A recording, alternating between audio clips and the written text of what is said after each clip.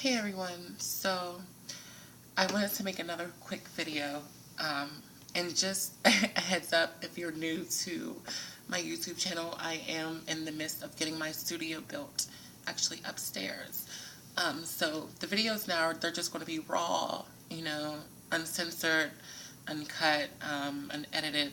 They're just going to be that until I do get my studio together, lighting and all that shit together. So it's going to be raw for right now, which is okay. Sometimes we need to hear the raw truth of things. Now, what I want to discuss tonight is body work in the trans community, especially the African American trans community. How this silicone is affecting us. How our minds wants us to be somewhere that we cannot achieve overnight. I have to point to the ballroom scene when I think about this, because a lot of us girls like myself grew up around the ballroom scene, and when I was younger, I kind of looked at the ballroom scene as kind of like a safe haven, somewhere I can be safe and be myself at. Not today. It's not like that anymore. The competition between trans women is so demanding. It's so demanding. It seems like you have to go out there to get your body pumped overnight, and buy the best weave in the world, buy the best shoes in the world, and that's what it gives now. It's no longer a safe haven. It's now the prettiest, the richest, the realest. That's who succeed in the ballroom scene. I myself had no issue in the ballroom scene. It was pretty good for the most part. When I walked female figure realness, also sex siren.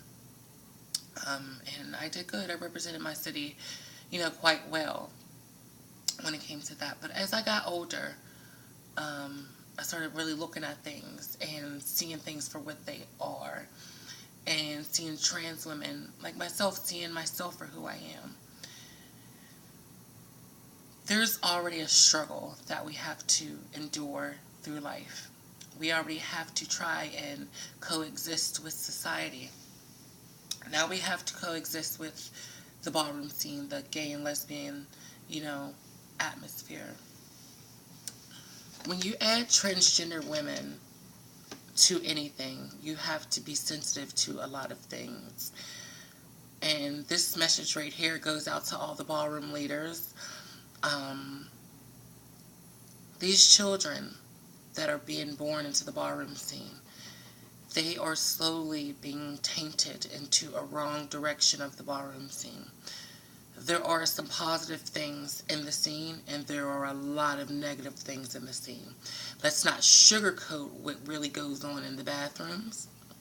Let's not sugarcoat what really goes on, behind the scenes of the ballroom scene.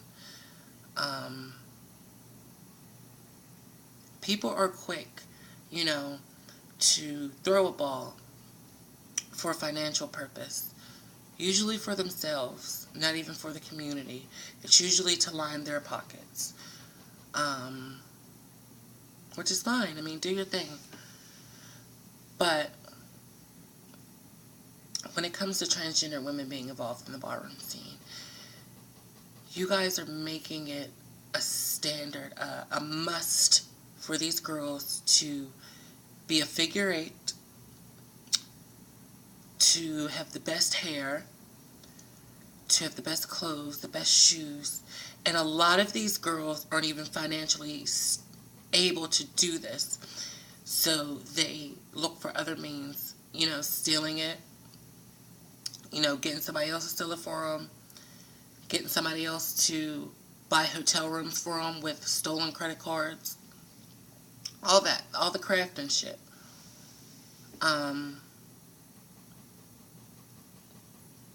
The ballroom scene is kind of turning into a turnout type of thing. If that's what gays want to do, by all means, do your thing. My concern doesn't lie there. I mean, my concern lies, with as a whole, but my main concern is with trans women.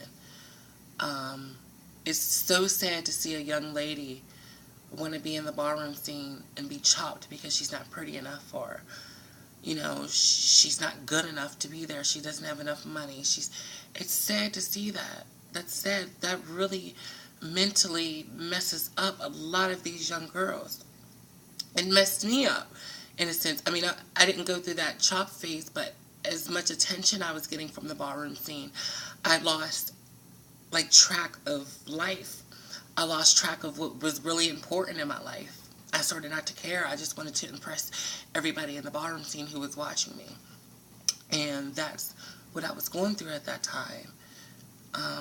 That's not a good thing, because when you lose track of life, and us as girls, we get caught up in escorting.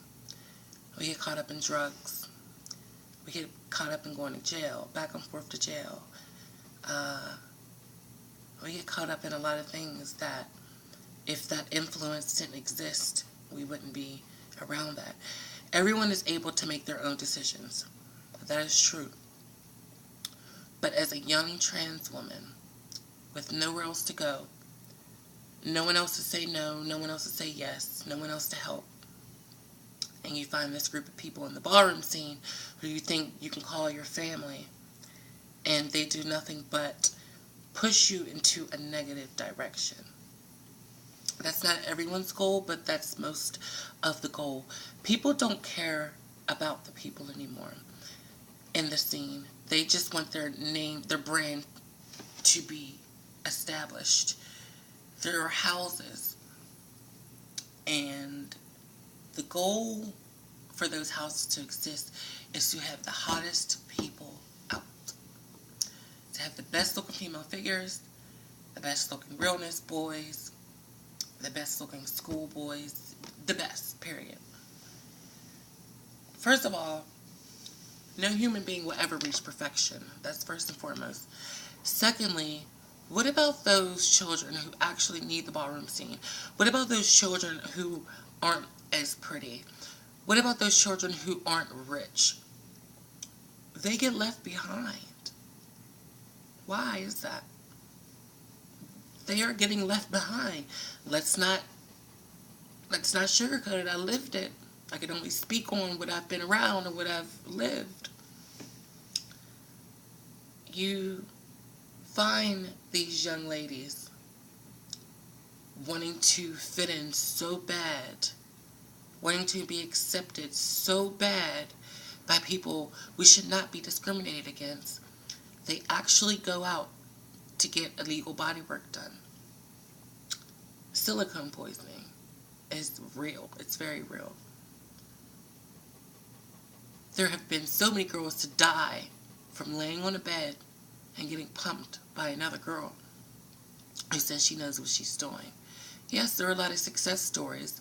There are also a lot of, not successful stories when it comes to SEAL. It's dangerous. It disturbs me when young women ask me, where can I go get pumped? Where can I go get pumped? As bad as I don't want to discourage them or push them away from whatever, thing they want, I always give them that clear warning, you can die from this. I try to basically scare them away from that. My thing is, take your hormones. For all the girls who feel as though people don't accept you for who you are because you might not be the prettiest girl in the world, baby, fuck them, okay? Fuck them. Take your hormones, take your time. You will blossom. Trust me, you will blossom. Being transgender is a long road. It does not happen overnight. There are so many men out there getting body work done just for attention from straight men. There are, actually men out here doing that, making a mockery of transgender women. There's nothing I can do about it. I mean, that's their life. But my thing is, don't follow after that. There are a lot of men becoming girls because of the ballroom scene. That is also very true. Very, very, very accurate. A lot of gay men just becoming girls for the ballroom scene. Influence. That one word is an almighty word. That is a strong, strong word, influence. A young teenage girl is very influential. Usually whatever her peers are doing, she's going to do. I've said this before in another video. I want to see our leaders leading our young ladies, transgender women I'm speaking of, to a brighter future. A future without drugs, a future without violence, a future without escorting. I would love to see my transgender sisters in the workforce, full force. I would love to see those ads taken down. Ladies, sisters, I know that's a hard thing to do. When I was escorting, I was making my coins. Trust and believe, I was making my coins. I was never struggling. I was never broke. I was city to city. I was doing my thing. I know how that feels. It feels good. Makes you feel wanted. It kind of gives you that celebrity syndrome type of feeling, like I'm that bitch. So I know how it feels. And I know how hard it'd be to walk away from it. But I'm a living testimony. I walked away from it, and I'm fine. It was hard to go from being paid all the time to getting paid every 2 weeks, but I adjusted to it. I'm in a relationship now, and that relationship could not have been obtained without sacrifices, and that was one of the sacrifices I made. I feel so much better now. I feel better. I feel clean inside. I know that life can be just your everything. When your phone rings and a date is calling, you're like, yeah, I'm going to pay this, I'm going to pay that. I know how it is. I want to see a lot more of us working in the workforce and a lot less of us escorting. And I want to make this apparent. There is nothing wrong with that when we live in a government where we don't have equal rights, when the laws that we do have now aren't enforced. We have no choice but to survive. So I understand that. But that's why I'm here. That's why we're here together, to make those things happen, make those rights be able to come about. I know it'll be tough to walk away from that, but if given the opportunity to do something better, I just ask the question, would you? If that was an option, would you let that go? Would you be able to be strong enough to walk away from that? Just a question.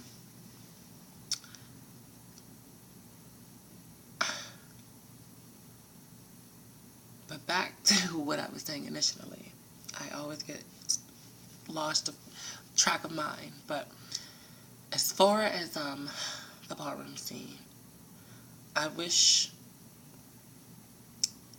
there weren't so many requirements for young women to have to go out there and change their whole appearance overnight to satisfy a panel of judges. I feel so bad to see young women who went overboard with seal injections.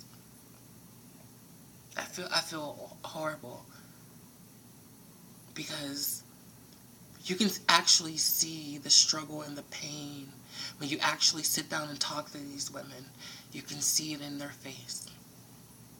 And I want our youth to not have to go through, what a lot of us have went through. I've had one session of seal done. Although didn't have any issues yet. I haven't had it done on my behind. Although I haven't had any issues yet, who knows what's going to happen tomorrow or next year or 2 years from now. So that's a growing concern of mine all the time. I do actually go to the doctor all the time to get it checked and everything. So it's a growing concern of mine. Um, be careful, ladies. That's my main thing. Be careful. Do not allow someone else to control your life. Don't allow that. You are beautiful no matter your shape, your age, your color, anything. Transgender women are beautiful. We are unique. We are different. Embrace that. Embrace it.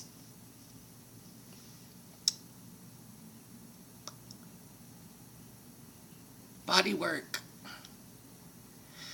can be done the right way. The right way is always the better way. If you do desire some surgery, I do, advise going to a legal surgeon, a licensed surgeon. I recommend that. I also recommend taking your hormones on a regular basis for at least a few years before you decide to get any body work done. Allow your body to, break down. Allow your mind to feminize. There are a lot, you have to go through to even, what's the word I'm looking for?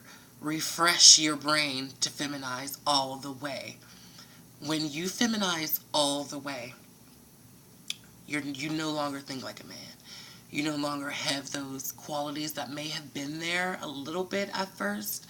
Those qualities go away. You start just thinking like a woman, living like a woman, focusing on things that betters yourself.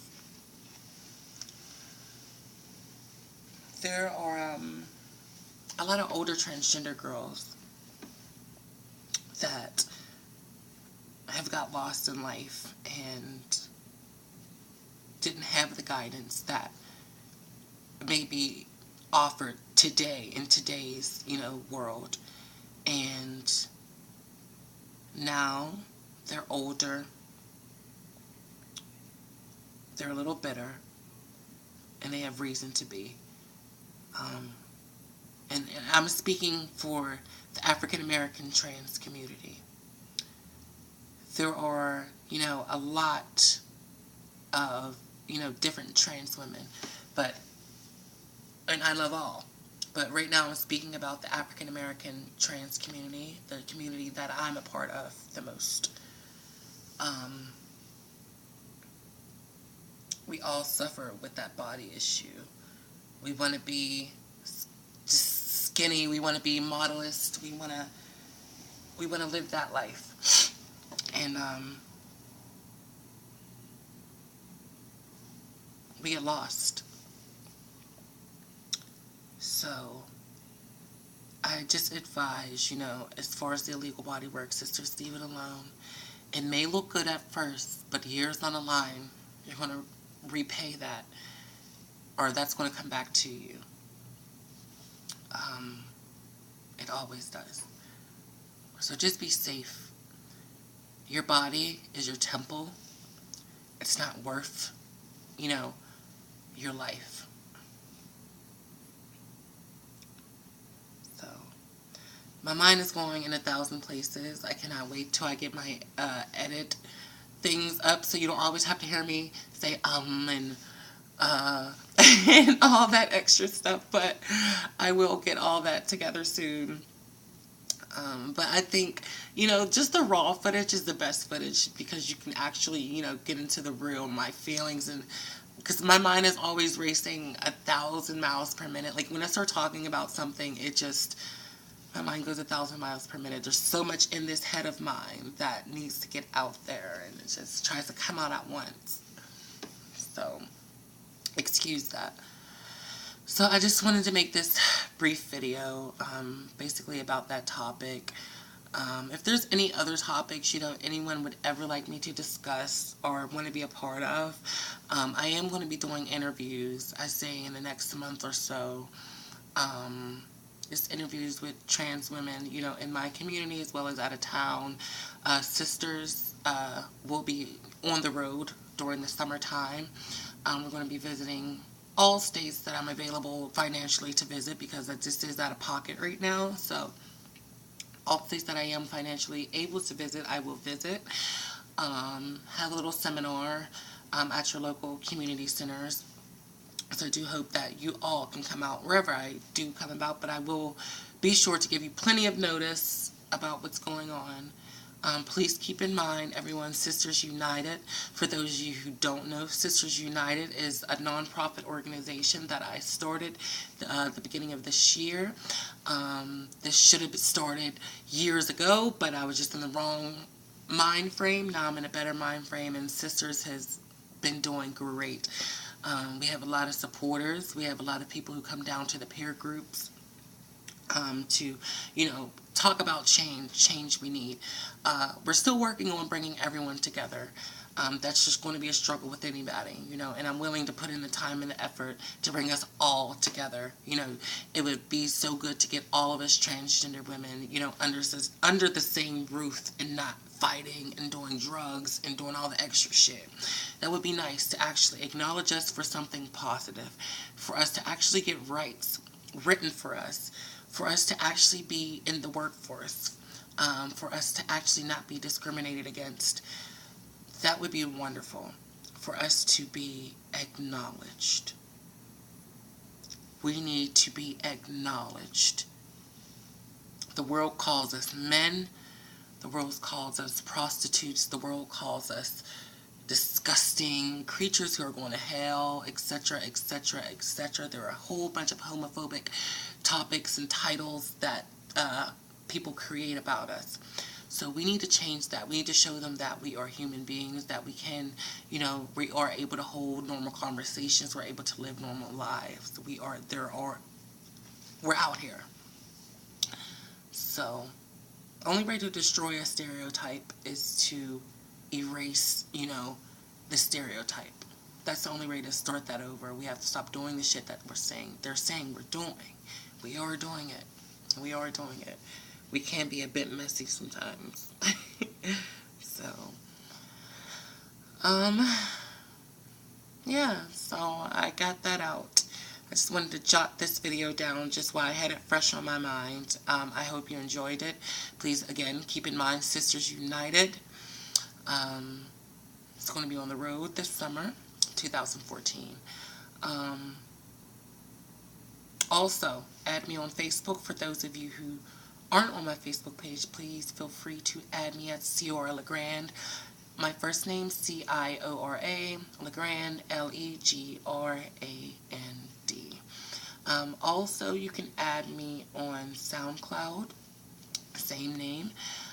You can also add me on Twitter at envy_me_2014. I will put all those links up under this video when I upload it. Again, thank you for watching. Thank you, all my supporters, for supporting me through my ventures. Thank everyone who comes out to the meetings. Thank you, GLCC, for letting me partner with you. I'm greatly appreciative. Thank everybody. I'm extremely happy. I can't be, any happier.